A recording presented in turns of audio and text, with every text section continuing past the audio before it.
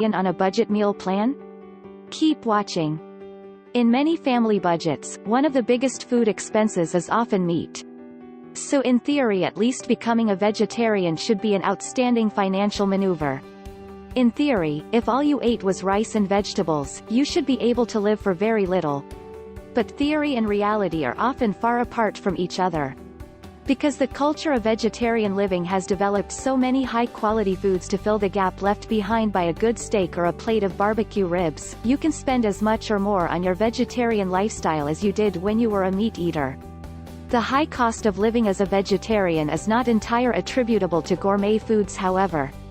The truth is, if you are going to live in day out and month out on a vegetarian diet, not only do you need some high-quality foods to substitute for taking a whole food group out of your diet, you need variety. The quality is needed because it's your health on the line if you don't get the proper nutrients.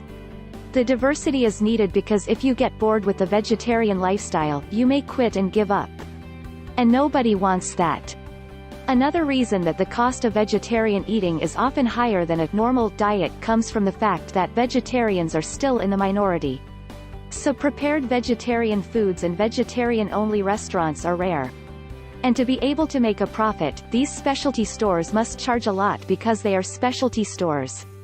Unfortunately, even though we see the vegetarian community as a supportive one, if you are going to be able to afford the vegetarian lifestyle, you are going to have to learn to cut costs. Cutting costs means eliminating shopping at boutique vegetarian markets and no more eating out. Or at least it means cutting down on the eating out significantly. You can buy fresh vegetables and fruits at farmers markets or grocery stores that are just as valid as vegetarian options as any you get as a specialty store.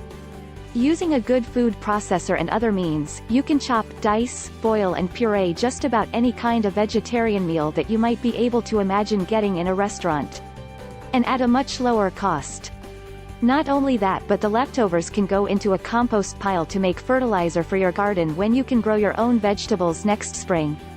That grower-to-consumer market that often surfaces as a farmer's market is a great way to save lots of money also because you are buying your produce directly from the farmer and you cut the grocery store out of the loop entirely.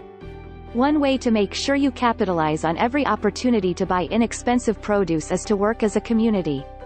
Get about a dozen vegetarian families working together to always be on the lookout for a great buy.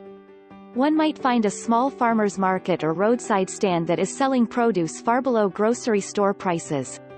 Another might find a farmer who will basically give his food away just to clear the field. With some coordination, you could field an army of vegetarians to grab those bargains while they are fresh and stock everybody's kitchen with low-cost fresh produce. These are just a few of many ways you can find to save money on your vegetarian groceries and still have just as much quality but without as much cost.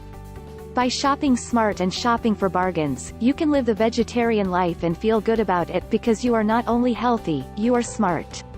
Find out more about being a vegetarian below.